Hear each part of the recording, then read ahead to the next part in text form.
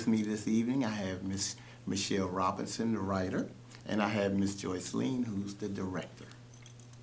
So, the name of the play is He's Not Your Soulmate 2. Was there a He's Not Your Soulmate 1? Yes, there was. There was a Soulmate one.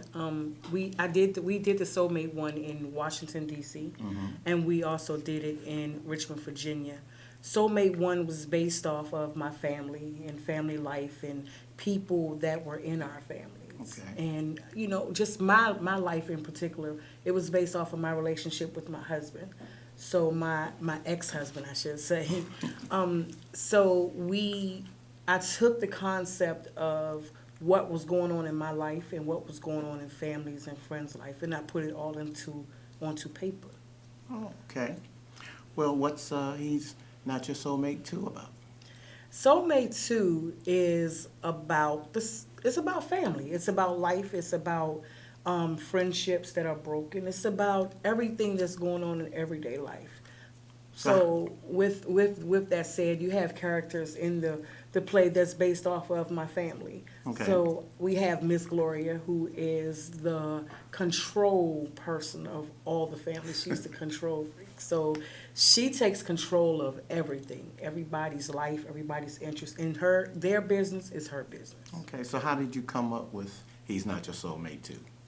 We came up with He's Not Your Soulmate 2, Jocelyn and I. Okay. We came up with He's Not Your Soulmate 2 because we still wanted, it was still stories that we wanted to tell. We wanted to take back from Soulmate 1 and sit down and have a conversation as if we're having it with Soulmate 1 and Soulmate 2. So it's not a love story, it's a funny story. It's a story that will make you cry.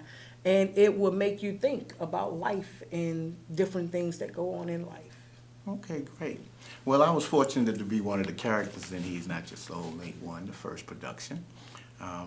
So, Miss Joyce Lane, what's your take on He's Not Your Soulmate 2? Well, He's Not Your Soulmate 2 continues where we left off with Soulmate 1, meaning Gloria, thinking that life is okay now, finds out that life is ever evolving. She's still having issues with her daughters, and she hasn't made up her mind whether or not she should marry her fiance, Cat Daddy. She also, unfortunately, she has lost another sister. So this was a large family. Gloria still has her big brother Buck still living with her. So we are now adding into Soulmate 2 other contemporary issues that people are facing every day. And through those issues, we are hoping that the audience will see how renewed faith and trust, tolerance, even though you may not understand something, that you have to know that you have to understand and forgive, and it's about forgiveness. We're also talking about the fundamental of marriage. We have a society now that looks at marriage as something disposable. Divorces are easy to have, that's why there's such a high number. Soulmate 2 is to make people rethink, should I be married? And if I do become married, will I take my vows seriously? How many times do I forgive my mate if they wrong me? So we're looking at marriage as a core, a fundamental basis of family life.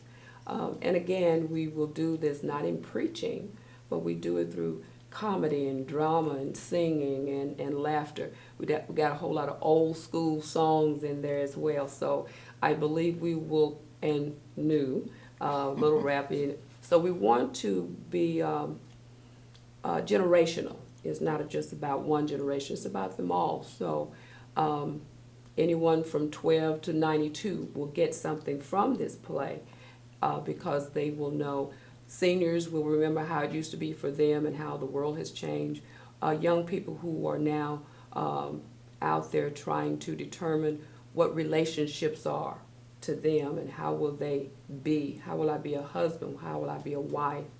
And also it's just to figure out who you are as a person. So it's about growth and understanding and forgiveness again. So it's just a really full-bodied play about family life. Okay, great. Because you actually answered my next question, which was, what should the audience expect? And I think you answered that, but I'm going to throw a little caveat in there. Why would you say it was important for the audience to come see this particular production? I would say it's important because people, we all are always outside of a box looking into someone's life. So we never know what people are going through. If you ever roll in the car and you looked over to the next car and you say, you know, I wonder what they're thinking or what they're talking about or who they're talking to on the phone. This is the type of play that when they come and see it, they're going to understand what we're talking about because someone in their family is living it.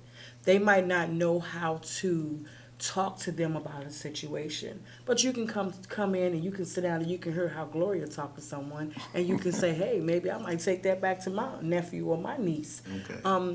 In today's generation and society, me being a parent of 4, it is hard for me to talk to my teenager or my 20-year-old because where I was, they're not there.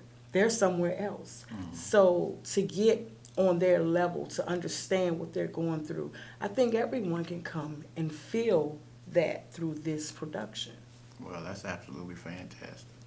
Because I kind of feel the same way. Because as the one of the characters in the play, and being a student of acting, and having an opportunity to take this particular production off Broadway in New York City has been absolutely phenomenal. We actually decided to do this as a fundraiser for the African American Music Association, which is a 501c charitable organization with senior and youth programs in the Washington metropolitan area. We came together, Black Carpet Productions and CMR Productions, along with the AAMA, in order to provide an opportunity to raise funds for their programs. The AAMA has been the organization that has, for 29 years, done the Marvin Gaye Day celebration in the Washington metropolitan area. Of course, Marvin Gaye being from D.C. They also have youth programs, which is summer now, so they're engaged in the youth program, and they do senior citizen program throughout the year. They also provide a scholarship. So this has been a wonderful opportunity to kill 2 birds with 1 stone. 1, to do something great for the community in order to raise money for the African American Music Association to continue their efforts, and 2, to allow these actors and actresses with these phenomenal talent to showcase themselves here in D.C. and Maryland. Well, I And have for to add to that, I that. gotta say thank you. Yeah, I do have to add to that. It is a great cast. I think one of the most important things that I have found for myself was working with a great cast. I mean, you know, how could I possibly get someone? I mean, they have it. They embodied everything they do: singing, they can act, they got comedic, they dramatic. You just couldn't ask for anything better than that. So I'm very excited to have the opportunity to work with them on both sides of the table. So as the director, I understand you're also a character. Well, I think she said something that Gloria was controlling. I believe the cast would probably agree with that. As the director, I probably am. So I guess I was typecast in this moment. But it's funny, when I first met Michelle, when she was doing Soulmate 1, I had actually auditioned for one of the characters in there. And so it looks like the journey is the journey. We haven't separated in over 6 years. And so it's great to work with her. She's a great partner. And I understand you're one of the characters in the play as well. Yes, I am. And who is your I character? am Gertie. I am Gloria's younger sister. Okay. And when I say she's controlling, she is controlling. Gertie or me? You are Oh, controlling. okay. So I want to know about Gertie. Gertie she's holy sanctified and saved and highly favored. Oh. And she wants everybody in her family to be the same. She wants them to be saved and going to heaven right along with her. So she has some things that she has to work out, though. And trust me, Gloria will let her know that. Okay. As well as Buck. Well, yes. Oh, well, not Uncle forget Buck. him. Actually, we will be meeting Uncle Buck shortly. But I play a character in the play this time, a continuation from the first play. My character's name is Marcus / Cat Daddy. I'm not going to tell you who he is. I'm going to let you see who he is. Well, Are you typecast? Only kidding. No, not at all. So we're going to be right back with a couple of cast members for you to